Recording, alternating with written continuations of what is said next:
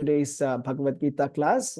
We are doing chapter number 6, verses 20 to 23. This is a very interesting and a very important shlokas. There are three shlokas, 3.5 actually. 3 shlokas and one more line in this, 20 to 23.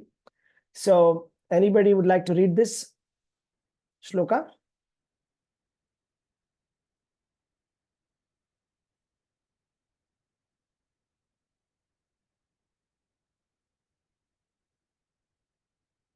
Hare Krishna. Anybody want to read? Prabhuji, may I try? Yeah, you can try, please. Yeah. Hare Krishna, verses 6.23 to 6.20 to 6.23, Bhagavad-gītā. Yatro paramate chittan niruddham yoga sevaya yatra chaivatmanatmanam pashyannatmani tushyati sukham atyantikam yattad buddhi grahyam atindriyam veti yatra na chaivayam stitaschalati tatvatah yam labdhva chaparam labham manyate nadikam tatah yasmin sthito na dukkhena guruna api vichalyate tam vidya dukkha sanyoga viyoga yoga sanjitam. The translation by His Divine Grace Srila Prabhupada ki jai. In the stage of perfection called trance or samadhi, one's mind is completely restrained from material mental activities by practice of yoga. This perfection is characterized by one's ability to see the self by the pure mind and to relish and rejoice in the self. In that joyous state, one is situated in boundless transcendental happiness, realized through transcendental senses. Established thus, one never departs from the truth, and upon gaining this, he thinks that there is no greater gain. Being situated in such a position, one is never shaken, even in the midst of greatest difficulty. This indeed is actual freedom from all miseries arising from material contact. Hare Krishna. Hare Krishna, Mataji. Thank you very much. So, this is a very important and very relevant verse. The reason is Bhagavad-gītā is called as the Yoga Shastra. So, on 21st of June, we have celebrated the International Yoga Day. So, we are doing this chapter number 6, that is Ashtanga Yoga, that is Dhyāna-yoga system. And as such, Bhagavad-gītā entirely is presenting multiple yoga systems. And the goal is the same. And the result or the effect is the same. What is the benefit of this yoga system? What is the benefit of reading Bhagavad-gītā? What is the benefit of doing Krishna consciousness? Can be explained in this verse. We can find a lot of relevance in it. So, there is a stage of perfection called as samadhi. In that stage, what happens? One's mind is completely restrained from mental activities. And then what happens? One is able to see the self by the pure mind and is able to relish and rejoice in the self. So, a person who is able to rejoice in himself or herself is called as a Atma-rama. Atma-rama means a person who is able to rejoice in himself, not dependent on any external circumstances. So, when somebody comes to that samadhi state, samadhi is a joyous state. It's a very, very blissful state. In that joyous state, one is situated in boundless transcendental happiness. There is a bhajan that says, Ānandair Sīma Nai. Ānandair Sīma Nai means there is no limit for the happiness that we get in this Krishna consciousness. That is Ānandair Sīma Nai. Right? So, in the Shikshastakam also, it is said, Anandambudhi Vardhanam. Anandambudhi Vardhanam means ocean of spiritual bliss is ever increasing. If you imagine an ocean, ocean is always static, it doesn't increase. But this is a different kind of an ocean. This is an expanding ocean. So this is an expanding ocean of happiness. That is the boundless transcendental happiness. And it cannot be realized through material senses. See, the material pleasures that we seek, the highest material pleasure that we seek, it is said, Adirasa is the sex life. That is the highest material pleasure that you can get in the material world. But that is very much different. This spiritual happiness or transcendental happiness is not experienced through our senses, through our skin or any one of our senses. It is experienced through transcendental senses. That means we have the senses, gross senses, which we are able to enjoy the gross happiness. And there is transcendental senses with which we can enjoy the Krishna consciousness happiness. So one who is situated in this state of samadhi, he never departs from the truth. And then also he thinks that there is no greater gain than this. So there was I went to Vrindavan. I saw that there was some group of devotees who had come and they were all singing songs. They were all like, there were so many sannyasis and so many people. They were not from ISKCON, but devotees. So they were singing, Hamare dhan Radhe Radhe Shri Radhe. So that means they are saying, our wealth is Radharani. That is our wealth. Right? So this nidhi, the happiness or the greatest gain one can get is this. I'll tell you something very interesting. There is something called as Bhagavad-gītā in the 11th canto of Srimad Bhagavatam. It's very philosophical and it is an extension of Bhagavad-gītā. It is said that Bhagavad-gītā, Krishna gave it to Arjuna. Uddhava-gītā, Krishna gave it to Uddhava. Uddhava is a very pure devotee. And that Uddhava-gītā, Uddhava asks, what is the greatest gain of life? So here is a question. Very interesting question. Relevant question.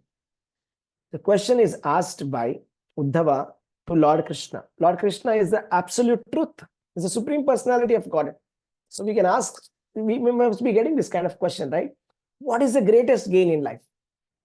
What is the greatest gain in life? Is it having, if you speak materially, okay, somebody can say, if you have good health, that is the greatest gain. Somebody can say, if you have peace of mind, that is the greatest gain. If you have a loving family, that is the greatest gain. So we can go on speaking like that. But what is Krishna's opinion? Krishna says, the greatest gain is mat bhakti. That means, if we can get devotional service to Krishna, that is the greatest gain one can get. Not only in this lifetime, for any lifetime, that's the greatest gain one can get. That's the yoga system that's been speaking here, right? So there is no greater gain than this.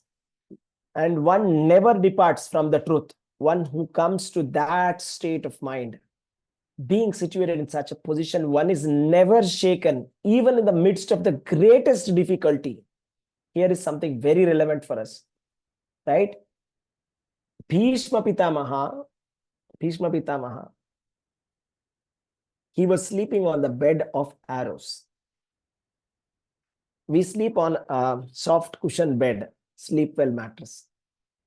But Bhishma Pitamaha is sleeping on a bed of arrows. You can imagine how painful it must be.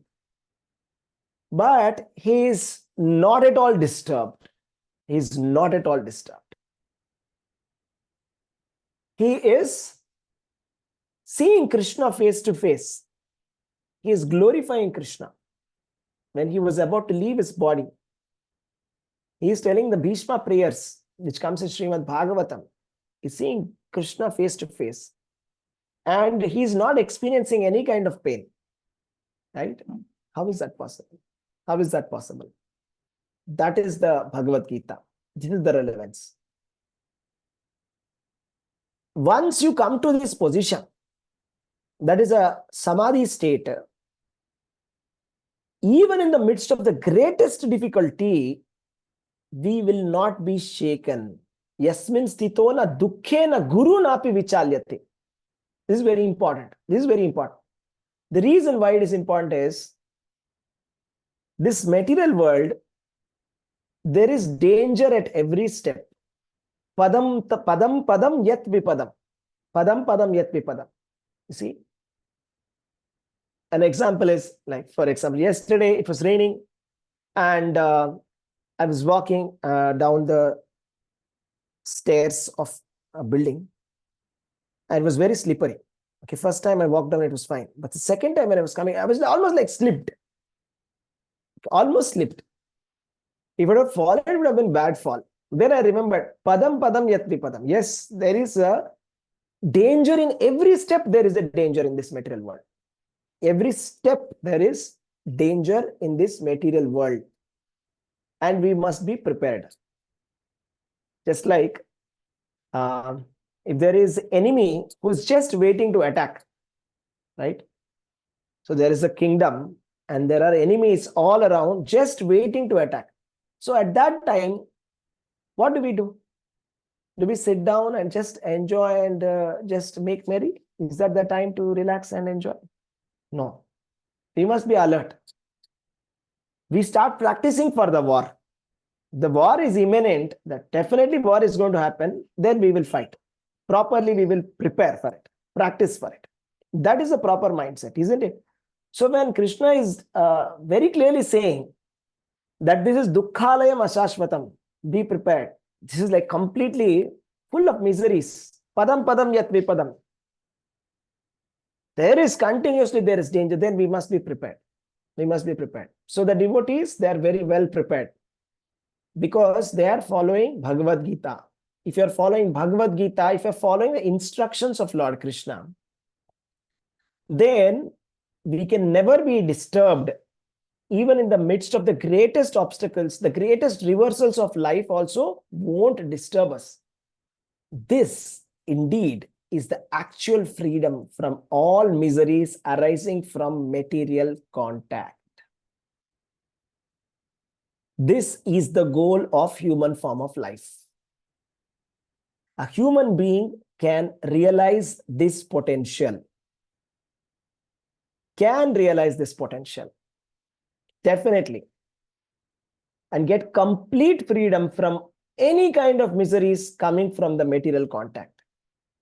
Artificially, if you try to do some remedies, Prahlad Maharaj says in his prayers to Lord Narasimhadeva, he says that there are a lot of difficulties in life. And then for counteracting those difficulties, we take some measures. And the measures that we take cause more problem. They cause more problem. Right? For example, to solve a problem, something would have been introduced. For example, to solve the problem of traveling.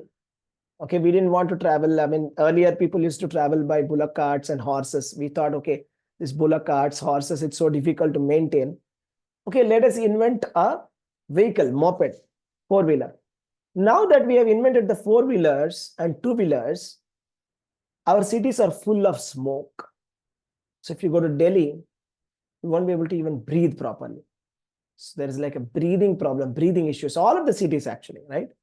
So even Bangalore, it is said that every household has some allergy or something because the quality of air is so spoiled. So we tried to solve a problem and we created a completely new problem. And the remedy is more miserable than the misery itself. That's what Prahlad Maharaj says. See, we are trying to find out some solution. We are using our brain and trying to find a solution for material world. Oh, this is the problem, so let me do this. Oh, this is the problem, let me do this. Oh, this is the problem, let me do this. But actually, the remedy is more miserable than the misery itself. So, we should stop using our brain. We should actually use Krishna's intelligence. We should accept Krishna's intelligence. Krishna is the Supreme Personality of Godhead. Krishna is giving a solution to Arjuna. Krishna is giving a solution to us. That is yoga system. That is Bhagavad-gītā, Bhakti-yoga system. We have to take this process because it is the only way in which we can get freedom from all kind of miseries arising from material contact. There is no other way. We can try multiple different ways, but none of them is going to work. Finally, what is going to work is this Krishna consciousness. So until we understand this point, All the living entities are suffering. We are suffering from multiple, lot of miseries. So many miseries. And sometimes we don't even realize. That's the funny thing. It's a very funny thing, because it is like this. There's a camel. Okay. The camel is eating cactus. And when it is eating the cactus, it is relishing the taste. It is very tasty for the camel. But the cactus has bushy thorns. And these thorns are causing a bleed in its gums. And because of the blood is oozing and coming, and it is mixing with the saliva, and the camel is thinking this is very tasty. This is our position. So material world happiness, whatever happiness that we get, we relish it. We say that I've worked so hard and I'm today enjoying so much. But whatever enjoyment that you got, you forgot what all suffering you went through for that enjoyment. It is said in the Shastras that to gain any kind of economic gain is very difficult. Even to earn 1 rupee also is very difficult. So at the end of the day, we try to become happy, but we have forgotten all the pain that we took. So for example, a person who is an NRI settled in America may be feeling happy. I'm so happy that all the government is so nice, medical system is nice, roads are nice. But he has forgotten all the separation that he has from his family, all the sacrifices that he has done. You know, how he has sacrificed his family and completely left his parents and is there. He forgot that. So like that, everywhere there is actually suffering. So suffering may be apparent, sometimes it is hidden, but suffering is always there. Ultimately, we have to find a solution for suffering. Bhagavad-gītā gives a solution for suffering, right? So everyone is seeking happiness, but nobody understands its true nature.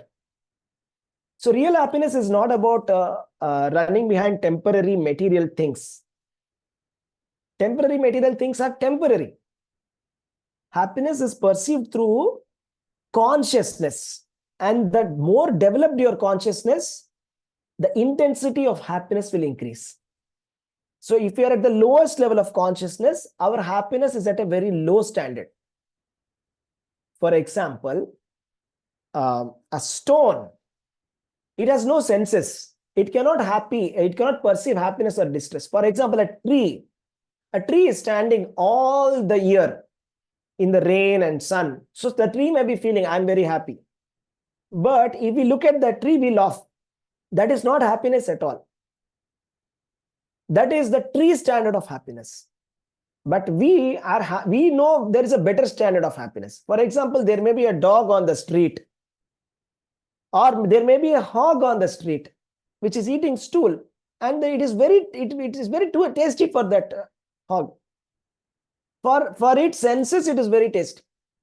But we know that it is such a degraded life. I mean, when we look at a hog, we feel what a karma, that it is eating a stool and it is still happy. But if you actually ask that hog, it will say, I'm very happy. Please don't disturb me. A small worm will be saying, I don't want to die. I'm very happy. I'm very happy eating this grass. A donkey will be happy. Every animal is happy in that way. But that kind of happiness is not called happiness. First of all, we must know what is the nature of happiness. What is the meaning of happiness? We must know. Right? So the real happiness is spiritual happiness. And spiritual happiness cannot be experienced through senses. Spiritual happiness cannot be experienced through senses. It has to be experienced through transcendental senses. So we have got a transcendental senses. We have got transcendental eyes, transcendental ears, transcendental nose, transcendental tongue, and transcendental skin. And we should learn how to enjoy through that senses. For example, if you want to enjoy with your eyes, you should look at the beautiful decoration of the deities of Radha and Krishna. That is the real happiness experienced by eyes. The real happiness experienced by the ears is to hear about the glorious and the wonderful descriptions about the pastimes of Lord Krishna. That is the true meaning of ears. Similarly, the nose is not meant for smelling anything obnoxious. It is meant for smelling the flowers offered to Lord Krishna. The tongue is not meant for tasting any food. The tongue is meant for tasting the remnants that are offered to Krishna, Krishna Prasada. So this way we have to engage all our senses. Then through that transcendental senses, we get boundless and eternal happiness. You don't feel guilty when you come to a Bhagavad-gītā class. You don't feel guilty when you chant Hare Krishna Maha Mantra. But try watching the cricket match for a whole day, or try going to some mall and go to some place and come back. You'll definitely feel guilty. Why did I waste my time? You'll feel that I did something wrong. I'm not able to sustain that happiness. I mean, I got some temporary happiness, but that's not sustaining. I'm not able to sustain it. I'm not feeling good about it. You see, like that, we have to understand this spiritual happiness. So this yoga system is about seeking the spiritual happiness. Right? So just like material enjoyment and spiritual enjoyment, I'll tell you a difference. It is like chewing of a bamboo versus chewing a sugar cane. Bamboo you can chew. Sugar cane also you can chew. The chewing feeling is the same. But sugar cane, there is real juice inside it. But bamboo, there is no juice. It can be a little bit sweet. Possible. If you bite a lot of times, maybe a little bit sweet can come. But that is not enough. Real sweetness is sugarcane. Similarly, real happiness means spiritual happiness. Similarly, Krishna consciousness is the topmost consciousness a living entity can attain. A stone cannot attain Krishna consciousness. A tree cannot attain Krishna consciousness. An animal cannot attain Krishna consciousness. Only human being can attain Krishna consciousness. And the benefit of attaining Krishna consciousness is it gives the highest satisfaction. When you get that satisfaction, all the other achievements in our life will feel insignificant. Until we come to Krishna consciousness and establish ourselves in the real Krishna consciousness, all our other achievements will feel very significant, that I've done so much in life, I've done so much in life. But when we come to Krishna consciousness, we realize we have actually achieved nothing. The real thing is here, which we have not been able to achieve. Right? So this is possible. This is very much possible. All it requires is practice. Abhyasena tu kaunteya vairagyena cha gruphyati. That means abhyasa. Practice is required. Right? So Lord Krishna's lotus feet are like a boat to cross the ocean of misery. Our life is like an ocean of misery. There's so much of misery here. But Krishna's feet are like a boat. It's a transcendental boat. So this is the goal of yoga system. To control our senses and detach from the material engagement. And it is not enough to simply detach. See, you have to stop the negative and do the positive. It is not enough to just simply stop the negative and stay there. Right? Just like if we get a idea that, for example, there are so many accidents that are happening in the road. Let us say if somebody says that. So it is. So the solution is just park your car and sit at home. That's not a solution. The real solution is get a car with proper safety ratings and drive carefully on the street. That is the correct solution. You have to drive carefully on the right road. The roads which is not accident prone, you should go to that road. So that road is Krishna consciousness, which is not accident prone.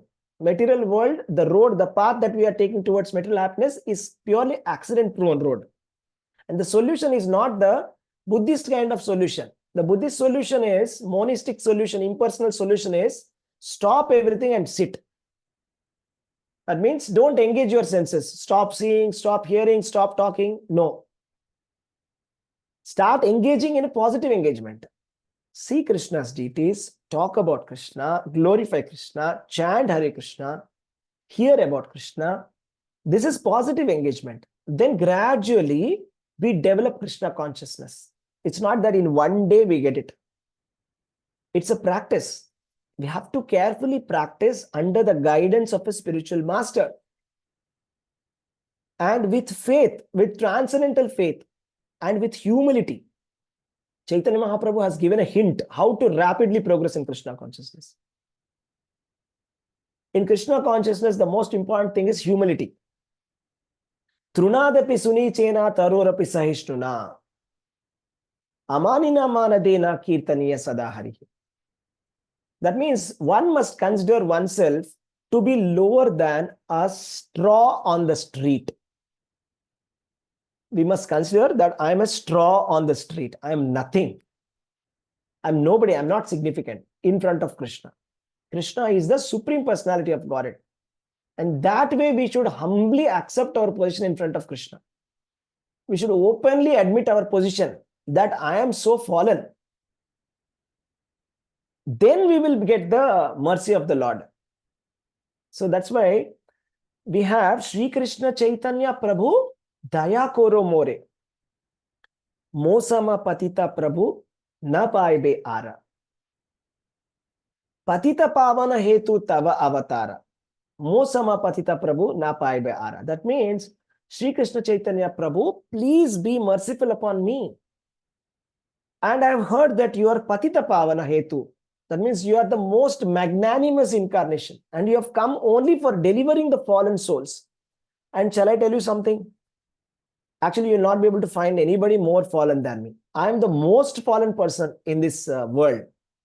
Therefore, please give me your mercy. This should be our mood. The moment we think that, no, I'm very good. No, I have got a very nice system. Our ancestors are very glorious ancestors. We have a very wonderful system. And we are so great people. I'm coming from such a wonderful family. We are all so spiritual people. I'm such a spiritual person. I'm 24 hours thinking about Krishna. If we think like that, we will never get the spiritual happiness. Ever. The secret is in humility. Then we gradually develop the Krishna consciousness. You see? Otherwise, the happiness is like that of lighting in the sky. You see, lightning, you see, suddenly there's so much of light. There's so much of thunder, but it is just for a second and gone. Momentary happiness. That's not sustained happiness. That's not real happiness. The real happiness is like a sunrise. Sun rises and then darkness is dispelled, and slowly darkness becomes complete bright sunlight. Right? That is how the real happiness is. So the main point is, yoga system aims to detach us from the material concept and attach us to the spiritual nature. Srimad Bhagavatam is saying, Muktir hitva anyata swarupena avastiti. Definition of mukti. Mukti means to know your swarupa, to understand our true identity. Our true identity at the moment is covered. Covered means, I'll tell you what happened is, if there's a lot of dust, smog, it's like a lot of times happens in Delhi, right? So you won't be able to see anything ahead of you. People won't be able to drive also. They'll cancel the flights. If there is so much of smoke, there is no visibility. The smoke must be cleared. Similarly, in our life right now, there's so much of smoke, so much of distraction. We are not able to see things as it is. That's why we need Cheto Darpana Marjanam. This is a formula given by Chaitanya Mahaprabhu. Cheto Darpana Marjanam means just a mirror. Just like a mirror. Just imagine a mirror, very dusted. When you see the mirror, you are not able to see yourself clearly because there's a lot of dust on it. Then what you have to do? You have to put a colin. You have to put some liquid on it. And you have to nicely rub it. Right? That is called Cheto Darpana Marjanam. Then you can see your face clearly. Our identity, we have forgotten. We are falsely thinking we are somebody else because the mirror itself is dusty. And therefore we are thinking, I am so and so, I am so and so, my duty is this, my duty is this. We have falsely created so many identifications for ourselves. It's a false identification. And because of this false identification, the final output that we are going to get is distress. We are not going to get any kind of happiness from this false identification. See, for example, if I'm falsely identifying myself as somebody else, then how can I be doing my work? Simple. Let us say you join a company and you have been hired for a certain role. But instead of performing that role, you do something else. Let us say you have been hired as an IAS officer, but you perform the role of a peon. You're taking coffee every tea and to giving to every desk. Then that is completely grossly wrong because you are underperforming. Similarly, our identity, the purpose of this human body is to attain this perfection, to be able to attain the highest spiritual happiness. That is like to get the freedom from this material miseries forever. That is the goal of human form of life. But because of so much of covering on the mirror, we have falsely identified ourselves, and then we are doing something very insignificant like giving tea to every person instead of performing the duty of an IAS officer. The human body is meant for a higher purpose. Animal body, unfortunately, cannot do this yoga system. Animal body cannot do it. Humans can do it. So if humans are supposed to do it and the body has been designed to do it, and our knowledge and consciousness, everything is ready for it, then why don't we take it? We are supposed to take it, right? So that's what that's the first point of Brahma Sutras. Athato Brahma Jignasa. Now you shall inquire about the Brahman. Now is the time. When is the time? In the last lifetime, when we were animal body, when we were in the animal body, tree body, was that the time for spiritual consciousness? Maybe that time was for material enjoyment, but not now. Now, human body, athato now is spiritual consciousness. This human life is for spiritual consciousness. Now it is not the same as animal body. Animal body different. Animal, we cannot do anything. Correct? So we have to understand the difference between transcendental pleasure and material pleasures. Material pleasure is like intense, short-lived. Transcendental pleasure is a sustained joy, deeper and long-lasting. The problem is the modern yoga practices, they are promising physical benefits, focus on physical benefits, temporary feel-good state.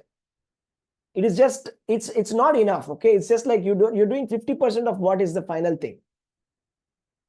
The modern yoga system is teaching us how to, for example, be disciplined and, sit down and meditate for some time. But then that's not the final thing. The final thing is meditate upon Lord Krishna. To come to the stage of Krishna consciousness where we are coming to the stage where we are thinking about Krishna 24/7. That's the final goal. That's the topmost yoga system. If we don't come to the topmost yoga system, if we don't meditate upon Krishna, and if we artificially do only the mechanical gymnastics parts, if we take, hardly we are getting the benefits out of the final yoga system. The yoga system is not for that. The yoga system here, it's explained to get the boundless transcendental joy. Does anybody who is going to the yoga studio get boundless transcendental joy? Did you hear anybody saying that? Or are they saying that we have got completely, free from our material miseries? Right? So there is a Bhaktivedanta Swami. How many of you heard about him? There's a book written on him called Black Lotus. He was such a wonderful disciple of Srila Prabhupada.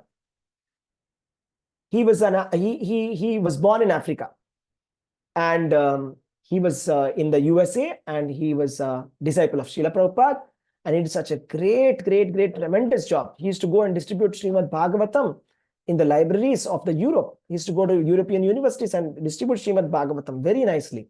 And he used to come and tell to Srila Prabhupada, Srila Prabhupada, I have distributed these books, your transcendental books. Then Prabhupada, even though he was sick, he used to get up. He used to get up and he used to become very happy, intensive, very nice, he used to feel. He used to say that when you're telling me this book reports, I feel very healthy. So he used to feel like that. So Bhaktivedanta Swami Maharaj, he did a wonderful job, and he preached to Nelson Mandela, etc. And he did a lot of wonderful Krishna conscious activities in the Africa. But later, what happened was he got a fatal disease, and he was not able to get up. I think his legs were amputated, and he was not able to walk. It was like completely on the wheelchair. It was on the wheelchair, okay? And then Radhanath Swami Maharaj had come to meet him. And he was reading from Krishna book to him. And when he was reading, Bhakti Tirtha Maharaj used to become so happy. But actually, we cannot even imagine the kind of pain that he was undergoing. Very painful state, very painful state. But when he was hearing the pastimes of Radha and Krishna, he used to be laughing, crying in ecstasy. And he used to say, it cannot get better than this. He used to say like that. I'm so happy to hear this. This is called the yoga system. That is like the boundless transcendental joy. And it is said, amidst the greatest of the material miseries, one is never shaken even in the midst of the greatest difficulty. So that's the goal of life, right? So whatever temporary remedies that we take are not going to help us. You see, for example, if you have a lot of pain, the best thing the doctors can suggest is steroid injection. Steroid injection, if you take, it will spoil more health. People will become obese, or some other side effects will come. Or if you take some painkillers, some other side effects will come. Our final option is euthanasia, to kill oneself. That's it. No, but that's not the goal of life. The goal of life is to get this boundless transcendental joy. Right? So that is very much possible in Krishna consciousness. It's a very practical system. Bhakti, easiest system. It's not at all difficult. All we have to do is we have to set our morning program correctly. What is the difficulty? When we understand that something is very important, what is the difficulty in making it work? So for example, when we understand that if we do not go to work, we will be on the streets, we do everything to get a job. Yes or no? We take so much of austerities, we will do everything. When we know that we need a house, we are ready to take a loan and struggle for 30 years also. That means when we understand that there is a problem, real problem, and there's a solution, we are ready to do anything for that. Then why are we not taking up Krishna consciousness properly? When the problem is very clearly stated, solution is very clearly stated, how can we neglect it? If we neglect it, it is gross negligence. Shastra is saying, if we neglect the instructions of Bhagavad-gītā, it is like drinking poison. If somebody is going to a nursery, buying some poison, insecticide, and drinking, then what do you call such a person? Suicider. The Shastra says, Atmahantara. Somebody who does not perform Krishna consciousness is a suicider. There's a beautiful song. Hari Hari Bifale Janama Gonaino Radha Krishna Seva Pana. It says Radha Krishna Seva. By leaving Radha Krishna Seva, what happened? We are drinking poison. Let me just read that lyrics. Okay, very interesting.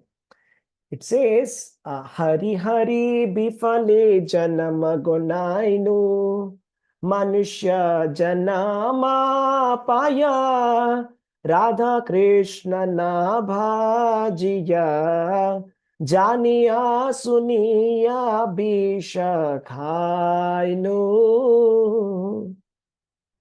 It means, oh my Lord, I wasted my life. Manushya Janama Paya. I've got a human form of life. Radha Krishna Na Bhaji. I have not worshipped Radha Krishna. All my life I've wasted. Janiya Shuniya Bishakainu. Deliberately, I just drink poison. Knowingly, I'm taking poison and drinking. This is my life. Golokera Prema Dhana Harinama Sankirtana Ratina janme loke netai.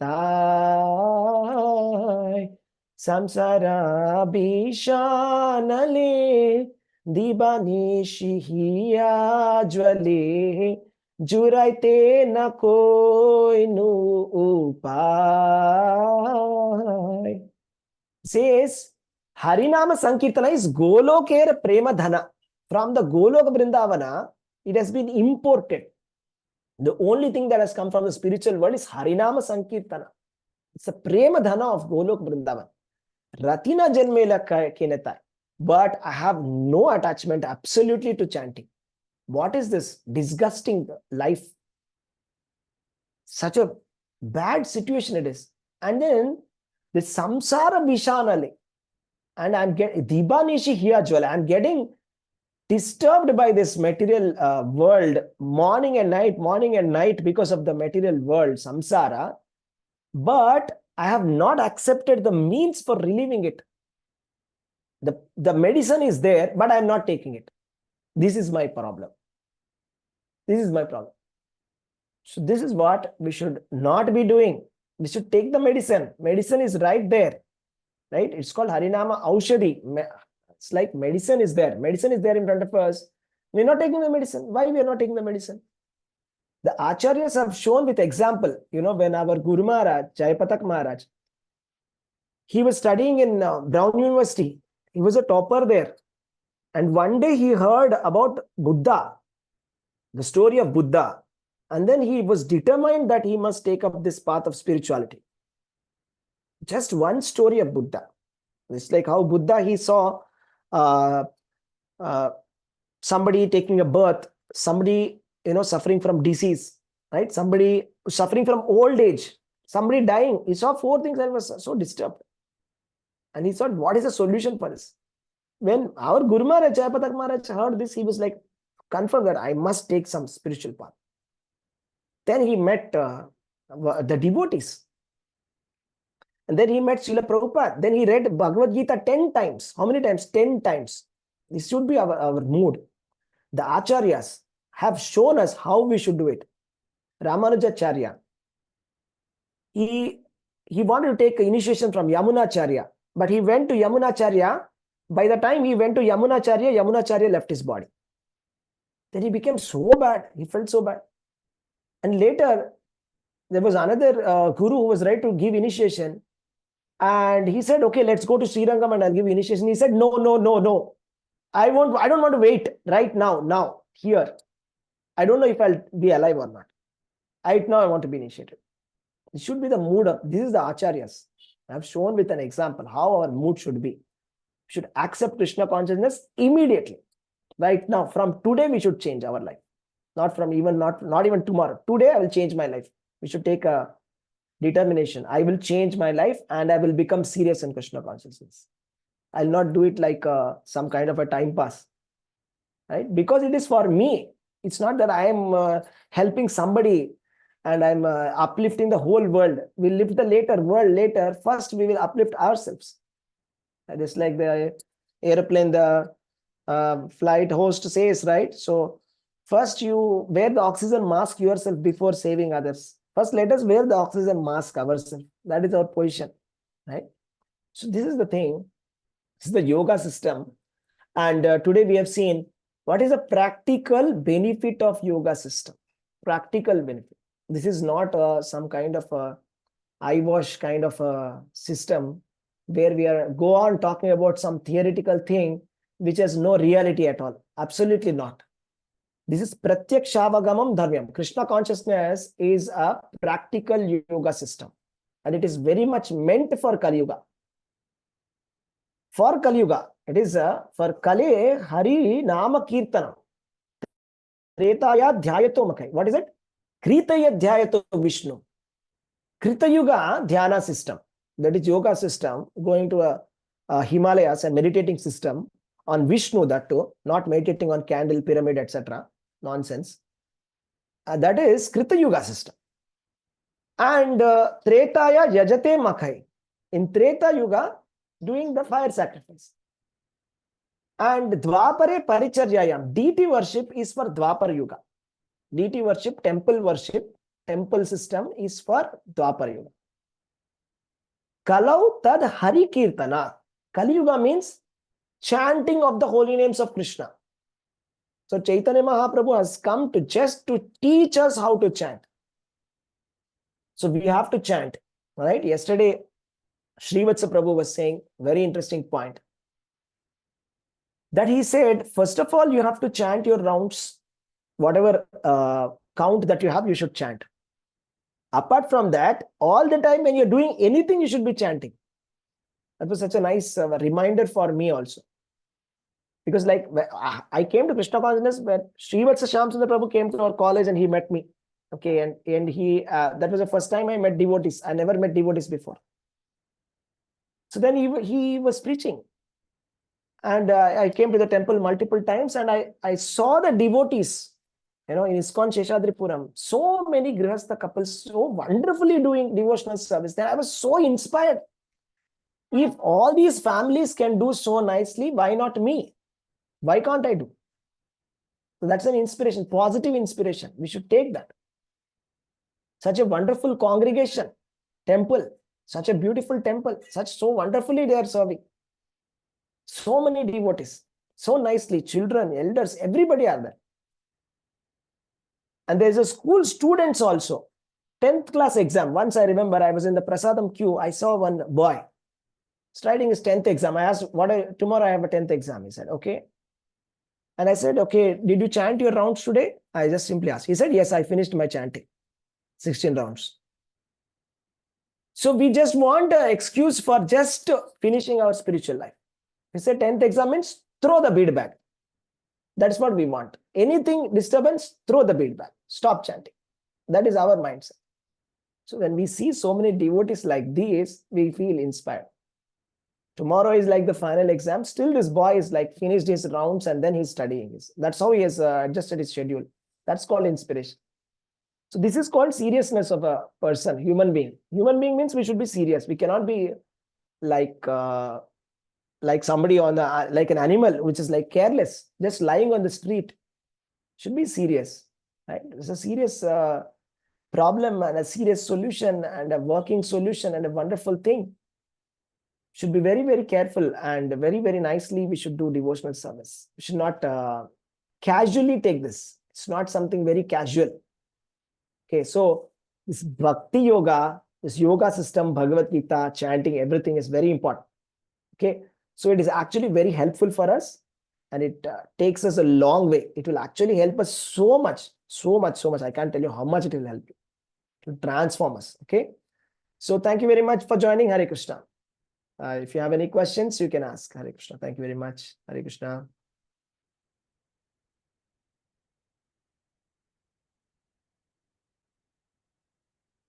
Yes, Hare Krishna. I'm not able to hear anyone. Hare Krishna, Prabhuji. Dandavat pranam. Yes, thank you. Dandavat pranam. Hare Krishna. Dandavat pranam to everybody. Hare Krishna. Dandavat pranam. Hare Krishna. Hare Krishna, Prabhuji. Dandavat pranam. Dandavat pranam. Hare Krishna. Thank you, Prabhuji. Dandavat pranam. Thank you. Hare Krishna. Okay, we'll stop here.